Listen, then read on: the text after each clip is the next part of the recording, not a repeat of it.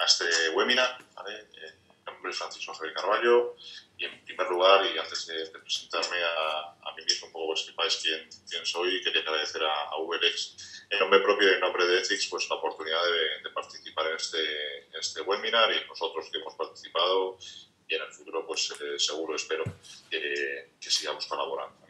Para que me ubiquéis de manera muy breve, indicaros que soy gerente asociado senior, gerente del área de gobierno, riesgos y cumplimientos de Ethics. Somos una firma de servicios profesionales fundamentalmente focalizada en cumplimiento normativo y seguridad de la información. ¿Vale?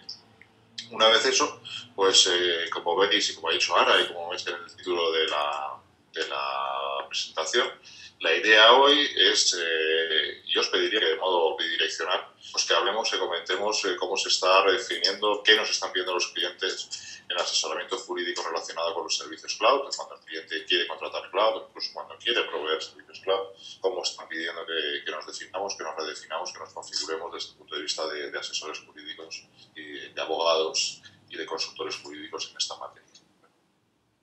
Bueno, muy brevemente, para que conozcáis, aparte de a mí mismo, qué es Ethics. Ethics es una firma profesional nacida hace unos meses de la decisión del área de gobierno, riesgos y cumplimiento de Écija, liderada pues, por Álvaro Écija y Carlos Sainz. Hay un grupo de profesionales que integramos tanto abogados como ingenieros, incluso otro tipo de perfiles, pues, para ofrecer un servicio de cumplimiento normativo y seguridad de la información integral para nuestros clientes. Participamos en diversas iniciativas y sobre todo por señalaros aquellas en las que somos fundadores y promotores, como son el ISMS Forum, la Asociación para el Fomento de la Seguridad de la Información, el Instituto de Ciberseguridad, que es una materia muy en boga actualmente, el Data Privacy Institute, donde yo pertenezco al comité operativo y soy, por ejemplo, el coordinador del estudio sobre el nuevo reglamento de protección de datos en la Unión Europea, que hemos publicado hace poco, o la Cloud Security Alliance, el capítulo español en el que también participo en algunos estudios que hemos elaborado. Uno de ellos hablaremos al final, os presentaré y os comentaré al final de la presentación, porque es un estudio interesante sobre cumplimiento normativo en el cloud y puede ser una buena referencia. Bueno, tenemos oficina en Madrid, Singapur, y nuestras áreas de actividad son estas: contra Ethics legal, en el sentido de asesoría jurídica de empresa, en el modo, en la perspectiva más clásica, pero también todo lo que es la parte de derecho TIC, nuevas tecnologías, reputación online, etcétera, etcétera. Ethics Compliance, que son de integramos los servicios de cumplimiento normativo, protección de datos, comercio electrónico, corporate compliance, áreas interrelacionadas, evidentemente. Ethics Consulting, llevamos todos los servicios de seguridad de la información, ISO 27000, ITIL, planes de seguridad, planes de continuidad de negocio. Y hablo de planes de continuidad de negocio porque es una materia relevante para lo que vamos a hablar hoy de cloud, y veremos que en la pervivencia, supervivencia y en la continuidad del proveedor de cloud como una clave que también deberemos recoger en la regulación que establezcamos con ese proveedor. Y por último, Ethics Solutions, que es donde integramos nuestras soluciones de cumplimiento normativo, que son las que tenéis en esta diapositiva: privacidad, SGSI, seguridad, esquema nacional de seguridad, continuidad de negocio, riesgos legales, firma electrónica y calidad. Bueno, después de estos minutos empezamos ya con la presentación. Presentación o el objetivo de un poco del discurso que tengo preparado, y que, como insisto, que en la medida que lo creáis oportuno durante la presentación o al final de la presentación, pues sí que me gustaría que fuera más que un discurso, un diálogo bidireccional, el que propusierais y comentaréis vuestras ideas, porque al fin y al cabo es una materia que yo creo que da mucho para hablar. Pero la presentación, el planteamiento de la misma está orientado a fundamentalmente dos cosas: aportar lo que puede ser mi experiencia práctica y nuestra experiencia práctica en cómo creemos que cambia el asesoramiento jurídico o cómo se debe adaptar.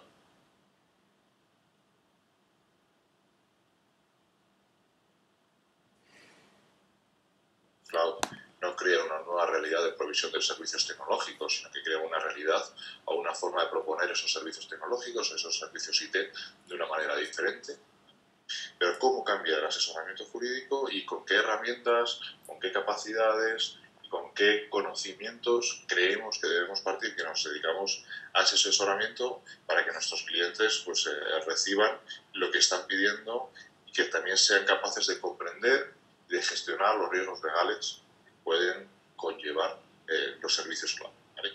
Y esto es, sí que es experiencia práctica muy cercana, porque tenemos muchos clientes que, partiendo incluso de una cierta reticencia a los servicios cloud, ahora mismo están casi obligados a adoptar en mayor o menor medida. No transforma todo el IT de su empresa, pero sí que determinadas cosas como electrónico, el cambio de archivos o repositorios documentales, incluso CRMs, están evolucionando al cloud y necesitan evaluar los riesgos no solo tecnológicos y de seguridad de esa evolución, sino también los legales. Y necesitan ayuda en cómo configurar los contratos con los proveedores cuando es posible. Luego hablaremos de aquellos proveedores, aquellas situaciones en que el proveedor de cloud propone su servicio basado en condiciones generales de contratación con un margen de maniobra entre bajo y nulo. En definitiva, hay que estar en la nube, no confundir con estándar. Bueno, la idea es que la nube sea una ventaja en todos los sentidos, no cree unos riesgos que desconozcamos. Puede crear riesgos, podemos tener gestionados, podemos tener asimilados, los podemos tener aceptados, pero al menos hay que conocer esos riesgos desde la perspectiva legal y gestionarlos. Bueno, una de las cuestiones que se plantea siempre y que seguro que se os ha planteado a la hora de adoptar servicios en formato cloud computing es que parece hay una cierta percepción, sobre todo en algunos servicios más masivos, ¿no?, en que da la sensación de que el cloud computing no es capaz, no va a ser capaz y nunca ha podido ser capaz de cumplir determinadas normativas, ¿no? Sobre todo pensando en una de las más habituales, que es protección de datos.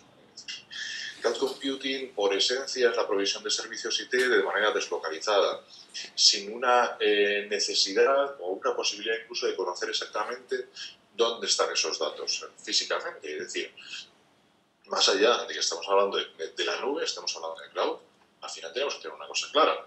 Detrás de esa nube hay un servidor, hay miles de servidores, están en algún sitio. Bien es cierto que no significa que hay un servidor donde están mis datos, sino que probablemente un proveedor de cloud mediano o grande vaya manejando la información en función de cómo le convenga al servicio cloud para proveer el mejor servicio, no por capricho, para proveer el mejor servicio. Pero aunque los datos estén viajando, por un tema de balanceo de servicio, por un tema de backup, por un tema de descomponer el dato en diferentes elementos para albergarlo en diferentes ubicaciones y después poderlo recuperar en caso de que haya que recuperarlo de manera más sencilla, por lo que sea, ese modo de provisión implica efectivamente que en cierta manera los datos se desmaterializan. Los datos informáticos evidentemente nunca están materializados, pero desde el punto de vista del servicio se desmaterializan y están en algún sitio. Vale, están en algún sitio, pero en algún sitio están. E independientemente de esto, al final, no es que cloud sea o no sea capaz de cumplir. Cloud, como cualquier modo de provisión de servicios, al final, lo que tiene es que ser capaz de cumplir aquello que le pide el cliente. Y el cliente tiene que tener muy claro qué es lo que necesita pedirle a su proveedor de cloud para poder él mismo cumplir. Y cuando pedimos una provisión de un servicio tecnológico a un proveedor externo, ese proveedor tiene que ser capaz de alcanzar el nivel de servicio adecuado en cuanto a objetivos jurídicos o objetivos de cumplimiento para que yo, cliente de ese servicio, sea capaz de cumplir. ¿Vale? Hablaremos un poco de proveedores y al final de la presentación, como un pequeño ejemplo, y creo que lleguemos bien de tiempo, hablaremos del caso, bueno, paradigmático, un caso más que es el caso de Dropbox. Dropbox tiene un servicio para empresas pequeñas, medianas, de repositorio documental, y veremos cómo proponen ellos su servicio a nivel de condiciones. Pero en definitiva, no pensemos que cloud no es capaz de cumplir. Bueno, será capaz de cumplir en la medida que el cliente sea capaz de exigir y de requerir y de obtener del proveedor las herramientas para poder. ¿Vale? Esto ya lo sé que afecta al precio, evidentemente, o puede afectar al precio. Pero bueno, vamos a ver primero el requisito y después no sé. Bueno, esto es un poco como noticias. Los nubes de Internet tienen problemas de soberanía, ¿vale? Tienen problemas de soberanía en tanto en cuanto que también, más allá del cloud, es decir, el cloud es una forma de proveer esos servicios IT, pero es que el cloud viene a ser una derivación. Bueno, esto igual algunos no están muy de acuerdo, pero vamos, viene a ser una derivación, una proposición alternativa a lo que es el hosting de toda la vida. Que el hosting hace unos años, pues sabías perfectamente dónde estaba el centro de proceso de datos y podías saber incluso ponerse en las máquinas que estaban aplicadas a darte servicio a ti como empresa. Y esa parte se convierte en más difusa, pero sigue habiendo esos problemas de seguridad derivados de la externalización, que hay que cubrirlos a través de la propia externalización. La segunda titular, ¿puede haber privacidad en el cloud? Evidentemente no puede haber privacidad en el cloud. Ojo, hay veces y esto parte también de la idea que quería transmitiros de que la evolución en el asesoramiento jurídico conlleva un conocimiento tecnológico mucho más elevado quizá en este tipo de materias como es el cloud de lo que pudiéramos tener en otras materias. Porque a veces esa privacidad no la vamos a alcanzar por el propio servicio cloud. Voy a poner ya el ejemplo de Dropbox porque lo ponemos al final. Perdón. En Dropbox, por defecto, los archivos no están protegidos. ¿Eso significa que no haya privacidad en Dropbox? No, eso significa que tenemos que poner una capa de seguridad, de encriptación por encima del servicio de Dropbox, pues, encriptando los archivos con un sistema suficientemente robusto para que lo que esté allí no sea accesible por terceros que lleguen a abrir las puertas de Dropbox, por decirlo de alguna manera.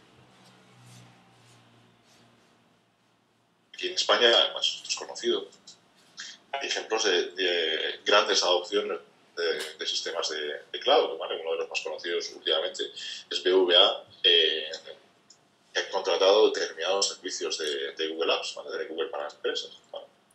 Obviamente, los detalles, cada la relación entre ellos y la capacidad de negociación de BVA respecto a un proveedor monolítico como es Google respecto a sus contratos, pues es mayor que la de muchas empresas, pero sí es un ejemplo de adopción intensiva en una gran empresa de servicios basados en cloud.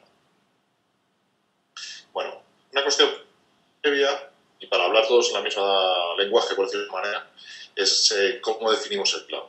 ¿Vale?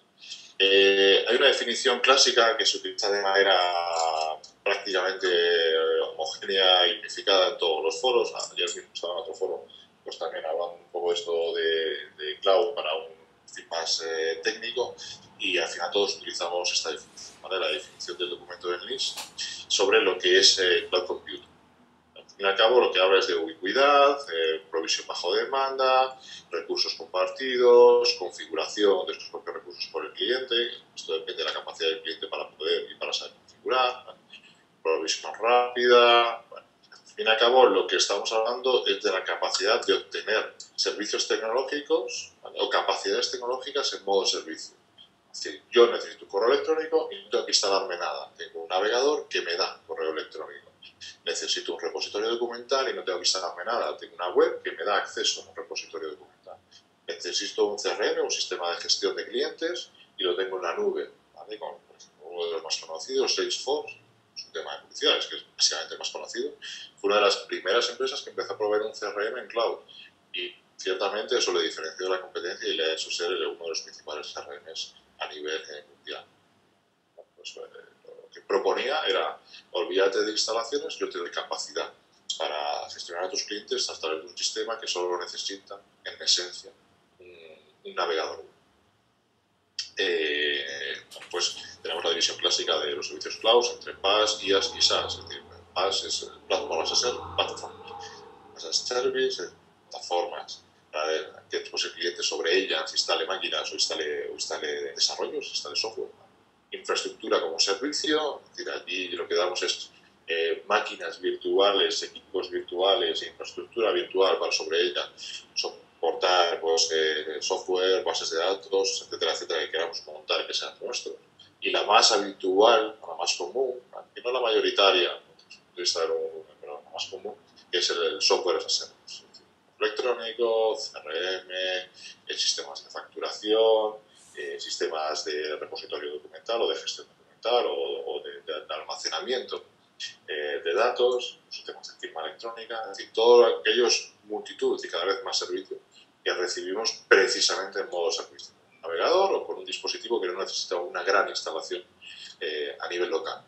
Este mismo webinar lo estamos haciendo a través de Webex. Webex te instala una pequeño applet en tu ordenador. Con eso y un navegador eres capaz de acceder a este servicio y de acceder a este web. Bueno, más cuestiones. ¿Vale? A nivel regulatorio, se están dando ciertos pasos para regular el cloud. Como sabéis y como podéis apreciar y como seguro que lo tenéis claro, es complicado regular el cloud. Es complicado regular el cloud. También es complicado regular el cloud porque no deja de ser, insisto, forma de provisión de servicios IT. Como forma de provisión de servicios IT, lo que antes nos regulaba, que era el hosting housing, más allá de regular lo que es la contratación de cualquier tipo de servicio, regularlo ahora, que es que se presten en modo cloud. El cloud, al fin y al cabo, es una forma de llamar a esos servicios. A veces la extensión del cloud no se sabe hasta dónde llega o dónde empieza.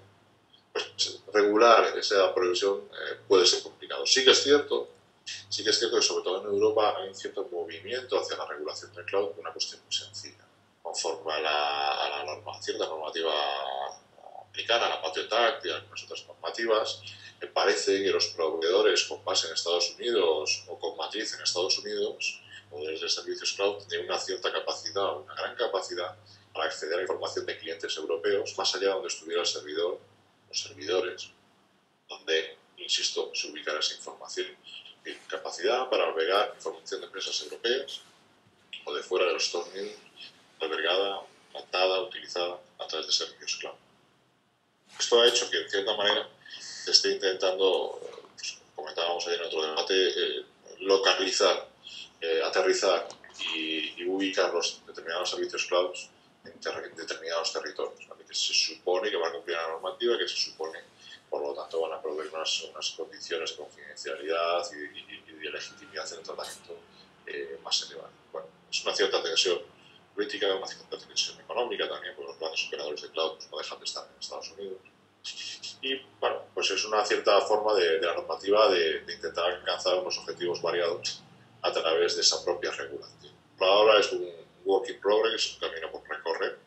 En Alemania, el propio Reglamento Europeo de Protección de Datos, que está en formación, también intenta ese acotamiento de marcar la referencia en protección de datos en Europa, también en el plan, pero todavía tenemos que ver hacia dónde evoluciona esa normativa en desarrollo y cómo también se van a gestionar las diferentes tensiones que ese intento de localización puede generar.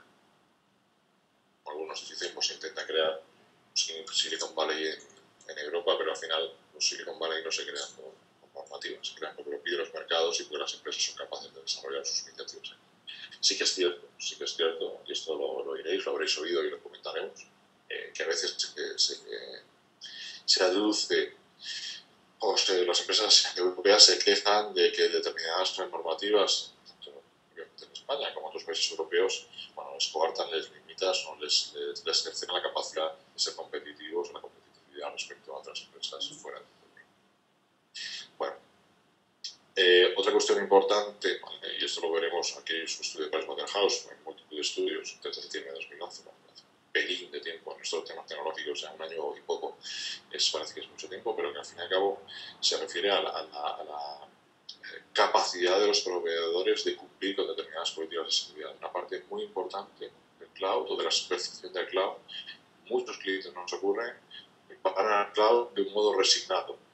Es decir, bueno, yo quiero contratar un servicio X en el cloud, un sistema de gestión, de una plataforma de gestión de formaciones a mis propios empleados. Lo contrato en el cloud y voy a esa contratación perdóname la expresión, como oveja al matadero. Es decir, bueno, pues lo que me digan que firme, firmo. Y lo que quieran hacer con la información que yo les dé, pues que lo hagan. No, esa no es la perspectiva. Si tú tienes una plataforma de formación online a tus empleados en la que estás subiendo información corporativa, know-how corporativo, propiedad intelectual corporativa, yo creo que te interesa sentarte a evaluar qué necesitas para hacer eso, cuáles son los riesgos que corres y cómo negociar y cómo acordar la gestión de esos riesgos con el proveedor de esa plataforma. No vayamos a, bueno, el cloud es algo que se firma. Condiciones generales de contratación, esto es lo que hay y ya está, sino que la perspectiva es que tendremos más o menos capacidad de contratación, pero tenemos capacidad de contratación. Igual no con Google, pero hay muchos proveedores de cloud, muchísimos, diferentes, con los que sí tendremos esa capacidad de contratación. Simplemente es un poco redundar en esta misma materia. Informe de Inteco, riesgos y amenazas en cloud computing, también de hace un par de años, ¿vale? Que de nuevo habla como dentro del cumplimiento normativo y además lo que trae es información de fuentes externas del propio NIST o de Gartner, en los que se habla del cumplimiento normativo como un elemento esencial dentro de lo que es la gestión del cloud. ¿Vale? Incluso Gartner habla de un tema extremadamente polémico, pero que sí hay que traer a este webinar porque entra directamente en las necesidades o en las pautas de negociación y de configuración contractual, que es la capacidad que yo tengo para auditar, para controlar a mi propio proveedor de cloud. Y no estoy hablando de una capacidad de auditar para saber si está cumpliendo el servicio o de una necesidad de auditar, digamos, caprichosa para ver que lo está haciendo bien las cosas. No, estoy hablando de una capacidad de auditar a mi propio proveedor por extensión de las obligaciones de auditoría que yo mismo tengo que realizar, que yo mismo tengo que pasar.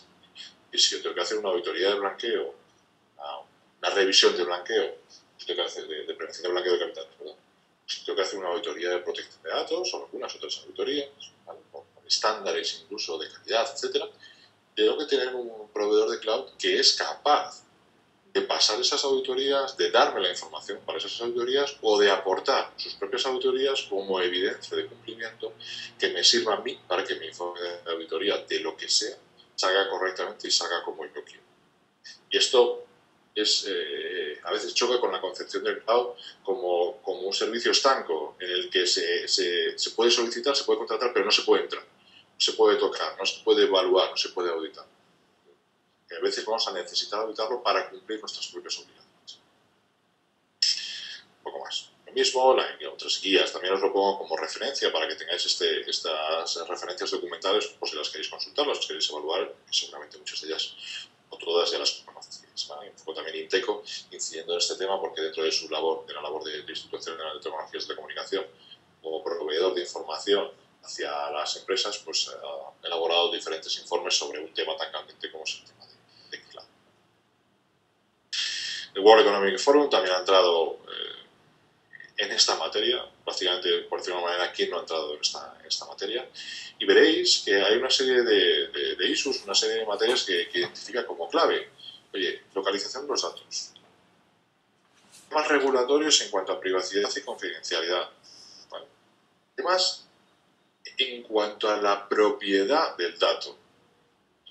Una cuestión clave es que lo que yo subo al cloud no pierdo la propiedad sobre ello, no deja de ser mío por subirlo al cloud. Y sobre todo, el proveedor de cloud no lo hace suyo. Que sea un poco fuera del ámbito empresarial, esto lo conoceréis porque además es muy viejo en el tiempo. Facebook en su día, cuando empezó, los pocos que se leían, y que yo recuerde casi ni me incluyo en ellos, tampoco soy muy usuario de Facebook, pero los pocos que se leían las condiciones de Facebook se enteraban de que Facebook se hacía propietario de la propiedad intelectual de aquellos contenidos susceptibles de la misma que tú subías. Subías una canción, la propiedad intelectual era de Facebook. Tenemos que tener cuidado, precaución de que no nos pase lo mismo en determinados servicios cloud. Reitero el ejemplo de Dropbox. Dropbox en sus condiciones de servicio para empresa dice de manera expresa, lo que se suba a Dropbox no es propiedad de Dropbox. Que también lo hace desde un punto de vista protector, porque claro, si lo que subes es ilegal, se hacen ellos con la propiedad, se le transmite, entre comillas, esa ilegalidad. Pero es una parte importante.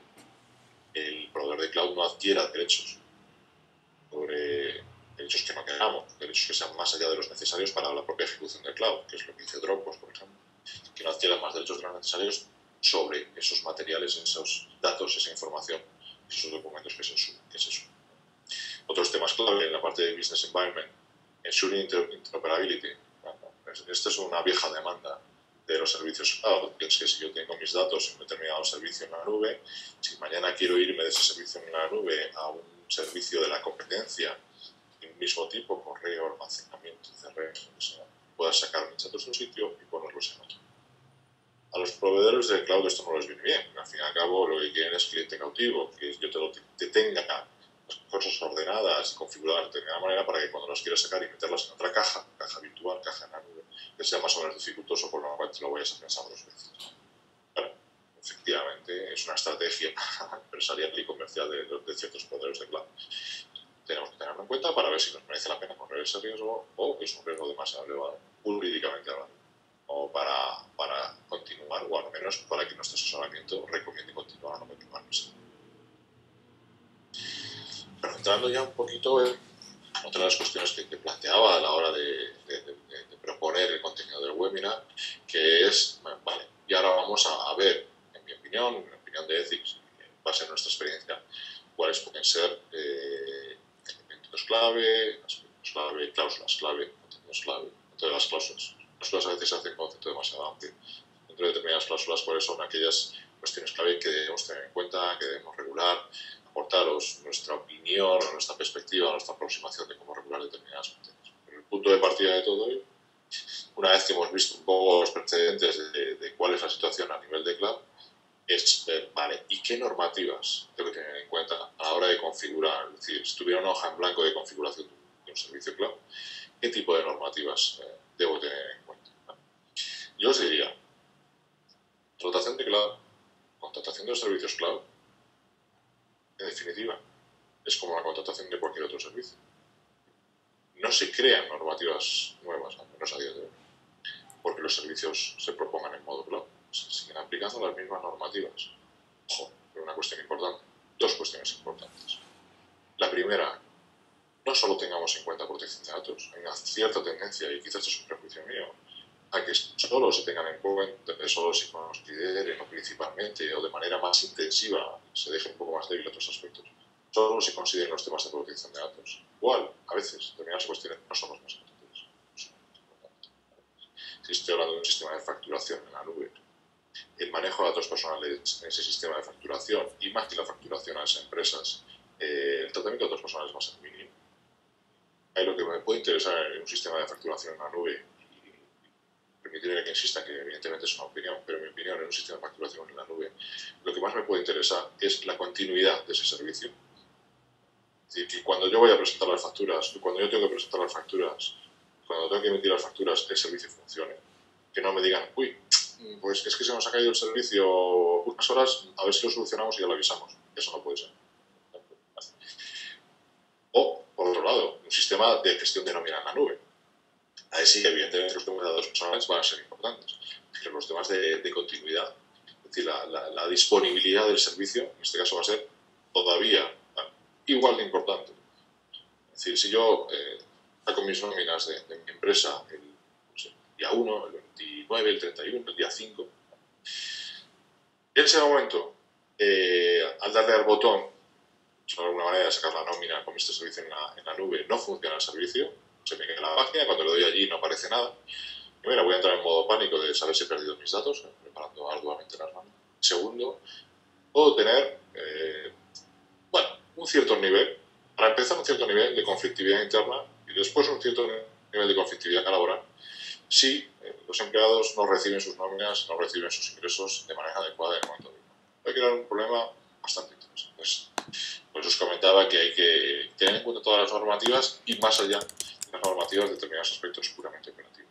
Esta parte de aspectos operativos sí conlleva que, además de conocer qué aspectos administrativos laborales, propiedad intelectual, industrial, de fuero aplicable, de ley aplicable, fuero aplicable, crítico, fundamental, porque muchas veces muchas empresas están contratando servicios en cloud en los que no saben que como tengan un problema lo van a resolver conforme, en el caso de Dropbox, ¿vale? Pero pasan más de una y en más de dos, lo van a resolver conforme la ley de California, una ley a un estado de Estados Unidos, y lo van a resolver ante la corte, las cortes estatales o federales de San Francisco, como es el caso de Dropbox, y de lugares cercanos como en otros grandes servicios en cloud. El tema de ley y fuero es crítico, protección de datos, temas mercantiles, pero sobre todo, yo creo muy importante, conocimiento de la tecnología. No tenemos que convertirnos en tecnólogos, tenemos que convertirnos en ingenieros. Sí que creo que tenemos que hacer un esfuerzo de acercamiento a comprender cómo se provee un servicio cloud, qué supone el balanceo de servicio o cómo influye en la disponibilidad de un servicio. Es decir, hay una carga tecnológica, más que tecnológica, de comprender cómo funciona el cloud, que es muy importante, porque al fin y al cabo, si no comprendemos el qué, difícilmente podremos asesorar sobre el cómo. Entonces, en ese sentido, sí que creo que la mejora continua en el conocimiento tecnológico por parte de quienes nos dedicamos al asesoramiento jurídico es un imperativo. Evidentemente no es algo diferente lo que ha ocurrido históricamente con otras materias y con otros aspectos del derecho, con otros objetos sobre los que se ha aplicado el derecho, pero en este caso sí que hablamos de evoluciones tecnológicas que van a una velocidad altísima. Las propuestas de los proveedores evolucionan de manera continua y tenemos que conocer cuáles son esas propuestas y desde el punto de vista tecnológico, operativo, para evaluar sus consecuencias a nivel jurídico. Más teniendo en cuenta una cuestión de que ahora hablamos en cloud, hablamos de un navegador y estamos pensando, bueno, pues mi portátil o mi PC sobremesa que me da acceso a magníficos servicios empresariales. Bueno, aquí sí que no me estoy refiriendo al Gmail personal o al Hotmail personal o a los servicios de correo, incluso al almacenamiento personal o al Flickr, otros servicios más personales, sino servicios de uso empresarial. Al final es conocer tecnológicamente cómo evolucionan esos servicios y en qué tipo de plataformas o cómo condiciona el uso del servicio las diferentes plataformas o los diferentes dispositivos en que pueden utilizarse. Autoador al fin y al cabo se utiliza para el PC, para el portátil, pero se utiliza de manera cada vez más intensiva o prácticamente igual intensiva en los tablets, en los teléfonos inteligentes, en los smartphones y en algunos otros tipos de dispositivos, incluso a nivel empresarial, como son equipos preparados para el acceso a Internet, para el acceso a servicios en modo tienda, en modo corner de uso, bueno, multitud de dispositivos utilizados en ese fin. Bueno, entramos ya un poco más en cuestiones más concretas, ¿vale? Aparte de la normativa, evidentemente, hay que tener en cuenta la jurisprudencia. No hay mucha jurisprudencia sobre cloud, lo que dicen los diferentes órganos reguladores, tanto de Agencia Española de Protección de Datos como otros reguladores en cuanto a los servicios cloud, ¿vale? Y la parte de confidencialidad, aunque esto lo veremos como una parte más de cuestiones clave. Estoy intentando ajustarme para acabar esto ahora menos 10, menos 5 y que nos dé tiempo a hablar de todas las cuestiones que queráis. ¿La nueva digital impone nuevas obligaciones legales para los empresarios? Bueno, no, impone una forma diferente de ver las obligaciones legales. La protección de datos, y vamos a utilizar la materia típica tópica un poco como punto de pivotación del discurso, pero la protección de datos existe desde hace mucho y existe para todo. No existe por el cloud, existe ya antes del cloud, bastante desde el cloud. No se imponen obligaciones nuevas, se impone una forma diferente de afrontarlas o un objeto de análisis diferente que por lo tanto habrá que evaluar en cuanto a sus consecuencias jurídicas. Cumplimiento y cloud. Hay una cuestión interesante que es responsabilidad o demostrar el cumplimiento. Esta parte de accountability es un poquito tan difícil de traducir en España, no tiene una traducción directa. Pero en definitiva, la cuestión es que los servicios cloud no solo cumplamos, sino que seamos capaces de cumplir. Y de nuevo, esto es una labor que implica al contratante del servicio cloud y al contratado, al cliente y al propio. Vamos a ir un poquito más a la parte de positivas. Una cuestión importante, estas dos positivas. Esto de los requisitos y los gráficos, para arriba por abajo, básicamente lo que quería un poco comentaros y pasar una experiencia práctica es que dentro de la evolución del servicio jurídico de manera complementaria, seguramente lo que ya se hace, o de manera nueva lo que se venía haciendo, evolución hacia la gestión la incorporación jurídica a la perspectiva del riesgo y gestión de los riesgos dentro de las empresas como una más de esos riesgos, y incorporamos el servicio, el adjetivo legales, pero no deja de ser riesgos. Y esa gestión de riesgos con el adjetivo legales implica también la utilización de herramientas informáticas, la utilización de servicios basados en cloud muchas veces, que nos permitan gestionar esos riesgos legales, conocerlos, gestionarlos y trasladarlos. Parte muy importante de todo esto es tener la capacidad para trasladar la dirección a las personas que tienen que decidir en definitiva cuáles son los riesgos legales por la contratación de servicios cloud o por el mantenimiento de servicios cloud o por la provisión de servicios cloud. Cuáles son las medidas que se adaptan para reducir y mantener en el tiempo esas medidas de cumplimiento y esas medidas de minimización de riesgos. Y al final tenemos que saber distintas diferentes las que estamos utilizando porque nos implican ya entrar en la simplemente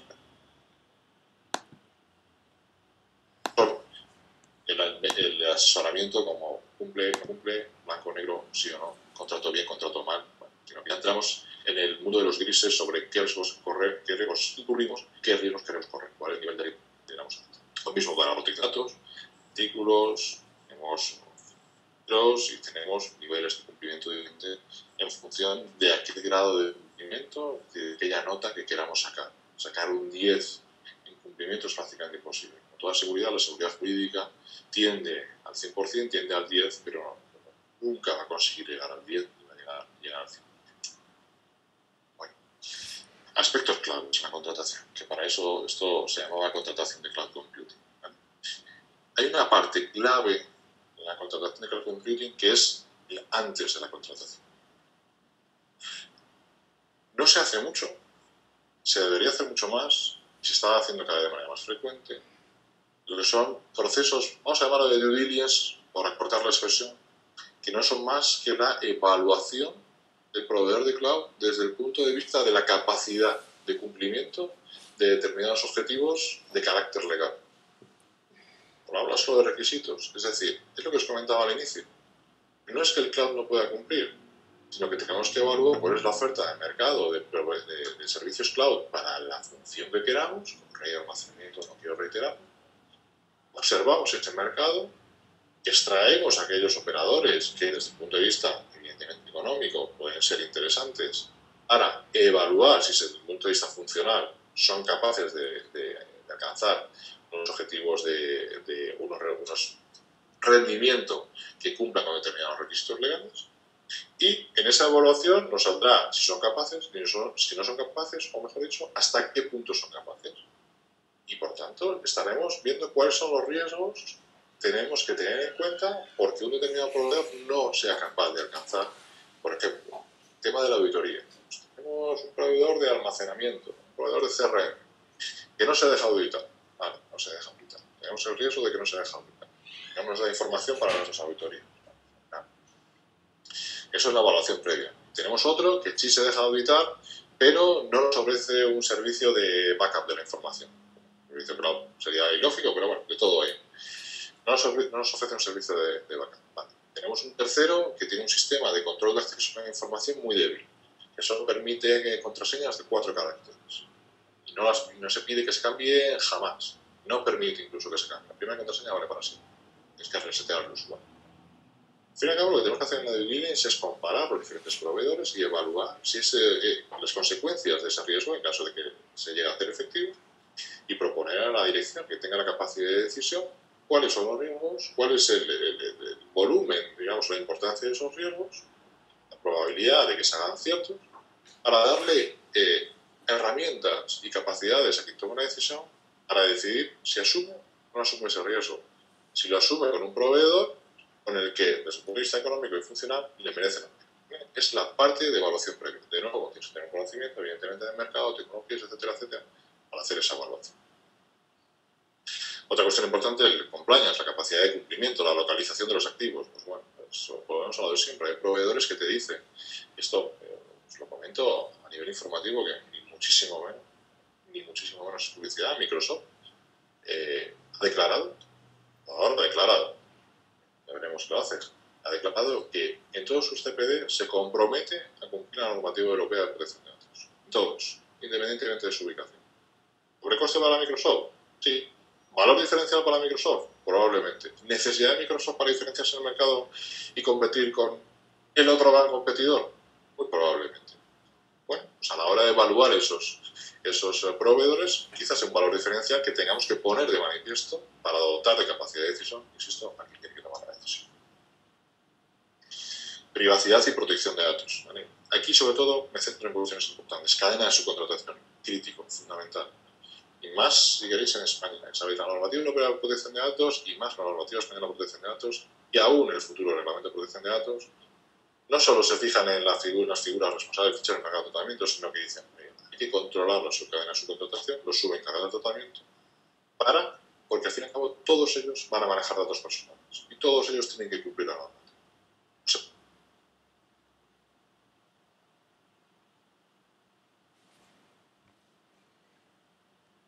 Seguridad evidentemente en España hay un catálogo de medidas de seguridad, tenemos que tener un proveedor de cloud que sea capaz de cumplir esa medida de seguridad y acreditarlo, porque tenemos que pasar una auditoría. Quiera o no quiera, tenemos que pasar una auditoría. Cada 2 años tenemos que acreditar que cumplimos determinadas medidas de seguridad, tenemos que evidenciarlo. Igual somos nosotros quienes invocamos a ese servicio en cloud para obtener esa evidencia de cumplimiento. Vale, y no nos lo da el proveedor. Fenomenal, no pasa nada, con que la tengamos suficiente. Tenemos que ser capaces de evidenciar ese cumplimiento. Y ya el tema de las transferencias internacionales de datos, vinculado a lo que comentaba anteriormente, de la ubicación del dato. La ubicación de los servidores, de los equipos, de los recursos que se utilicen para proveer esos servicios. Depende.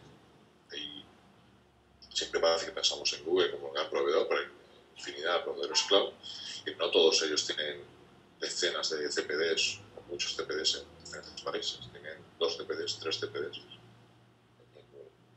2, 3 países o en un país. Y muchos ellos, al final, estos proveedores cloud lo que realmente están utilizando es servicios, tanto en PaaS como IaaS, como SaaS, de otros proveedores cloud. ¿Vale? Tenéis el ejemplo típico y lo digo porque además fue conocido en medios de Amazon. ¿Vale? El día que Amazon,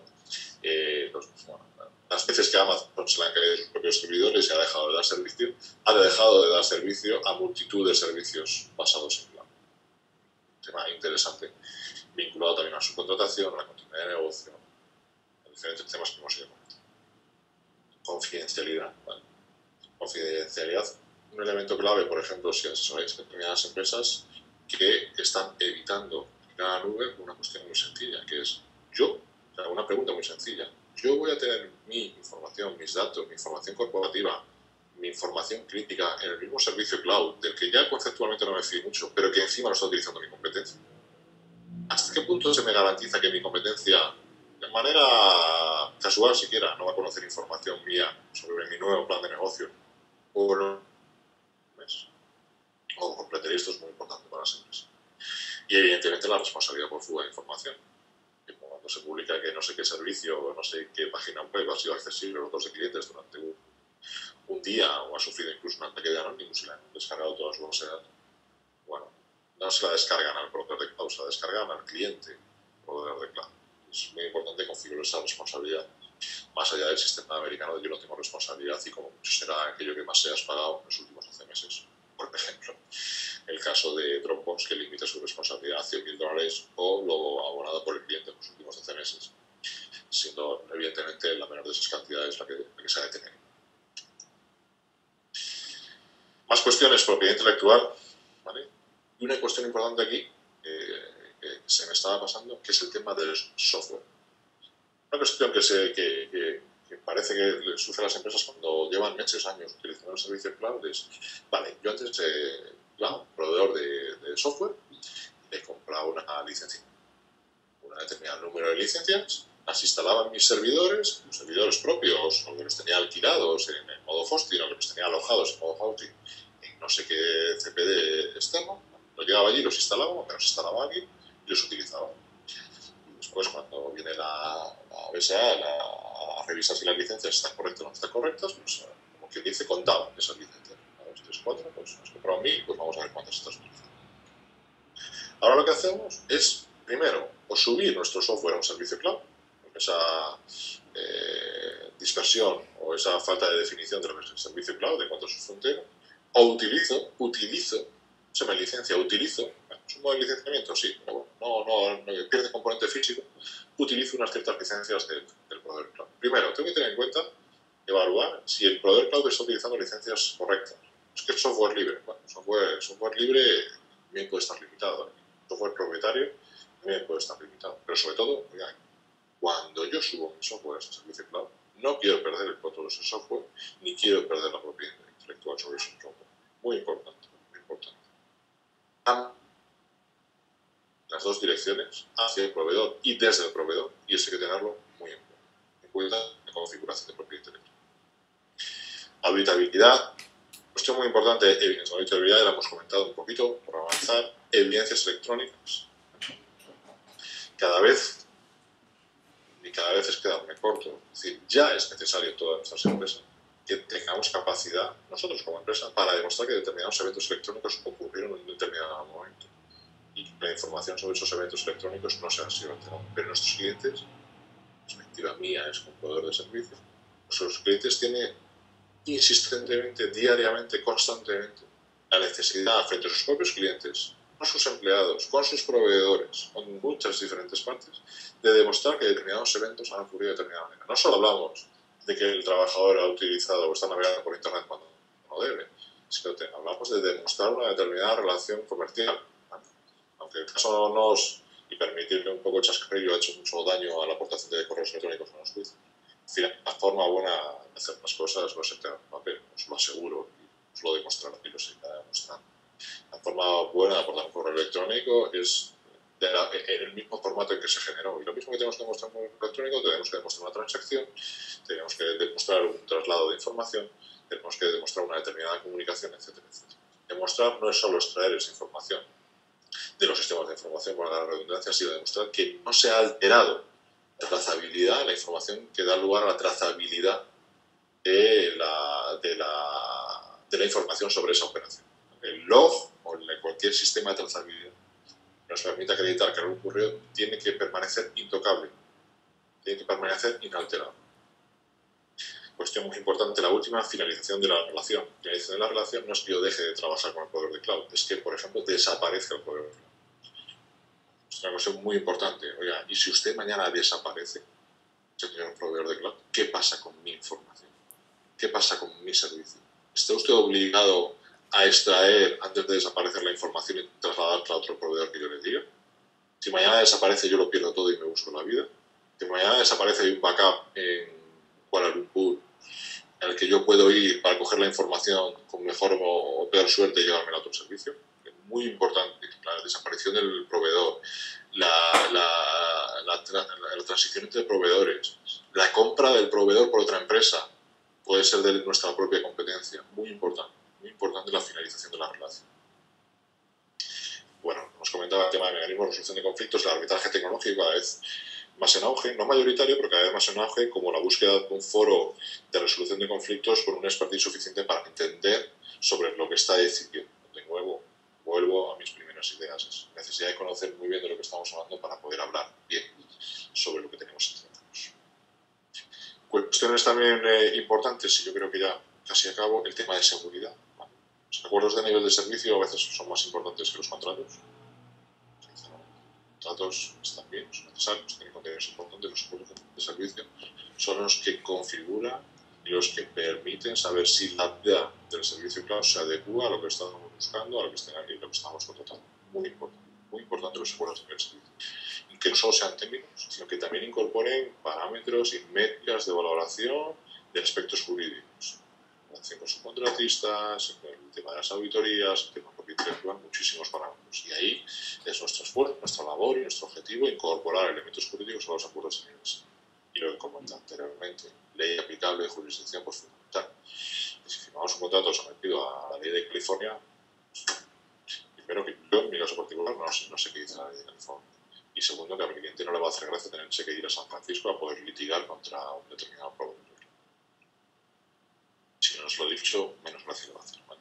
Medidas de seguridad, quién audita, se puede auditar, que no se deje auditar, que aporte sus propias auditorías, ¿vale? Que aporte evidencias, que esté obligado a aportar las evidencias que tú le solicites, que sean evidencias de cumplimiento, pero evidencia. Que si le dices que tiene que cambiar un determinado medida de seguridad para que tú cumplas una auditoría, no te suponga un sobrecoste desorbitado. Hay que configurar eso. ¿Quién se somete a la auditoría? ¿Cómo se somete? ¿Y quién aporta la información? ¿Y cómo la aporta? No es fácil. Esta parte de las auditorías os aseguro que no es fácil. Y después, bueno, las transferencias internacionales de datos, pues aquí sobre todo se está intentando localizar los datos. Cuando tienes realmente interés en localizar los datos, buscar proveedores de cloud que te localicen los datos. Bueno, y esto no vais a permitir que lo diga, aunque después no puedas saber si es verdad o no es verdad, pero que al menos contractualmente digan que los datos están en una ubicación geográfica u otra, porque desde el punto de vista de cumplimiento normativo te interesa. O si no, utilizar sistemas que permitan que la información que tú subes al cloud, cuando está en el cloud, está anonimizada o está encriptada, de tal manera que el proveedor no puede acceder a esa información, de tal manera que tú te la tienes que bajar a local, trabajarla y volverla a subir. ¿Eso puede dificultar la operativa? Puede dificultar, pero te puede facilitar el cumplimiento. Si la balanza entre cumplimiento y dificultad operativa, pues es vencedor el cumplimiento, pues igual lo que subimos va encriptado, va anonimizado, de tal manera que lo que está allí no es susceptible de aplicar la normativa a datos personales y, por lo tanto, me evito los requisitos y a veces las complicaciones que me pueden encontrar. Bueno, esto es un poquito más el tema de seguridad, vuelve un poco por la parte que veíamos antes con Price, pues es un estudio de Ponemon Institute, básicamente sobre la misma idea, insistir en cuáles son los aspectos clave que a veces no se están teniendo en cuenta en la configuración de los contratos y de la regulación jurídica de los servicios cloud. Insisto, tanto en el modo cliente, que puede ser el que más nos interese, como en el modo proveedor, que muchas veces empresas, startups, que quieren proveer servicios en la nube y tienen que saber qué les puede exigir el cliente de cloud para saber si ellos lo van a poder dar y si económicamente les sale rentable darlo con esos componentes jurídicos o quieren asumir algún riesgo en su oferta comercial.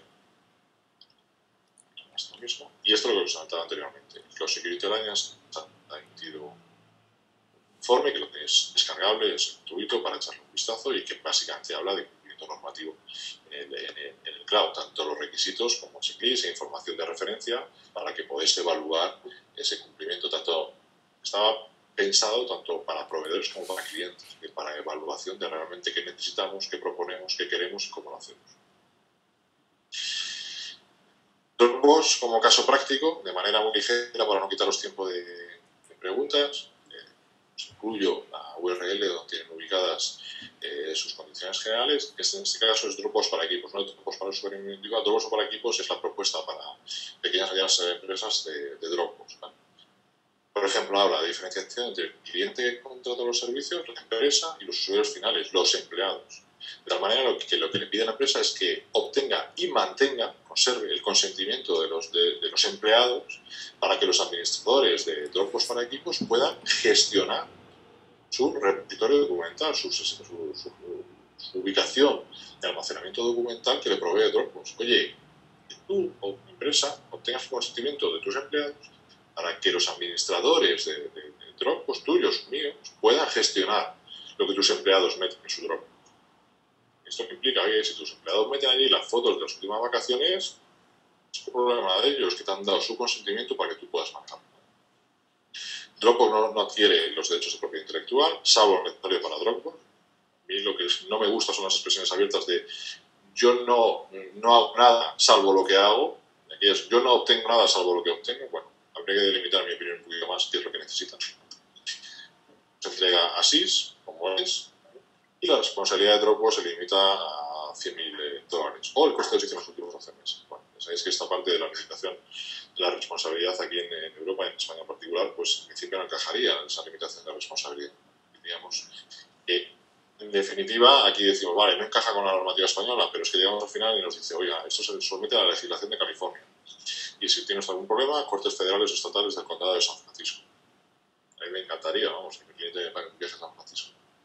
Lo que no creo es que esté muy dispuesto a pagármelo para que yo tenga que discutir con Dropbox en una corte federal, para asesorar o ayudar al abogado que tuviéramos que contratar allí para litigar con Dropbox, ¿no? Esto es muy importante. Y que te hace decidir si quieres ir a Dropbox o no quieres ir a Dropbox, si quieres ir a otro tipo de proveedor en Europa, en la India o donde sea, pero que sí es capaz de someterte a ciertas condiciones legales que para ti son importantes.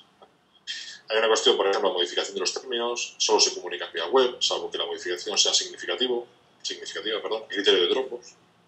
¿Qué es significativo? Pues lo que le parece a Dropbox. Si es significativo, tú tienes que dar derecho de cancelación y te devuelven pro rata lo que hayas pagado en el último periodo, pero vuelven a ser términos abiertos. ¿Es modificación significativa? Pues porque la mayoría te las comunican por web. Está. Y una cuestión entre curiosa, depende cómo sea esto, pero al menos curiosa, es que no cabe la aceptación del contrato ni a una filial, una subsidiaria, ni por fusión, adquisición o organización, sin nada. Si le pides hacer, tienes que pedirle permiso escrito a Dropbox. Mañana te compras a tu empresa a otra empresa y ya no puedes utilizar Dropbox. O al menos tienes que comunicar a Dropbox para que ellos, a su criterio, decidan permitirte esa cesión o no permitirte. Bueno, son pequeños matices, unos más relevantes, otros menos relevantes, ¿vale? Ninguno irrelevante, desde luego, que te pueden hacer pensar, condicionar o matizar las ganas de utilizar el servicio, por ejemplo, de Dropbox para equipos. No es una crítica, vamos, es un servicio magnífico, pero va con sus condiciones que también hay que analizar y que tenemos que ser capaces de entender para trasladárselas al cliente y que comprenda de manera sencilla cuáles son los riesgos legales en los que está incurriendo Fluidity hacia este tipo de soluciones. Insisto que al final, a modo de conclusión, ¿vale? El cloud no es que no sea capaz de cumplir, es que tiene que ser capaz de cumplir lo que tiene que cumplir simplemente, ¿vale? Y lo que tiene que cumplir es lo que los clientes somos capaces de cumplir, ¿vale? A partir de ahí, como el cumplimiento nunca va a ser perfecto, lo que tenemos es que evaluar los riesgos que nos genera un determinado servicio cloud para poder gestionar esos riesgos. Conocerlos es el primer paso para poder gestionarlos, que es poner una contramedida que haga disminuir o desaparecer ese riesgo, o trasladar ese riesgo hacia un tercero por vía de un seguro, o asumir ese riesgo. Sabemos que está ahí y sabemos que es un riesgo que lo asumimos porque bueno, nos ofrece unas ventajas del servicio que compensan ese riesgo. Pero es fundamental tener la información para gestionar y trasladar esa información a quien tiene la capacidad y la necesidad de decidir de una forma que vea el asesoramiento jurídico y el asesoramiento legal como una materia y como una actividad útil de valor añadido y que realmente le aporta valor a la hora de decidir sobre si quiere ir hacia esta tendencia que parece imparable, que también tiene sus barreras, que es el cloud, o quiere ir hacia otros modelos que le proveen otras garantías que quizás está buscando. Es muy interesante, interesantísimo. Tiene un empuje enorme, pero bueno, no deja de ser un objeto digno de evaluación necesaria.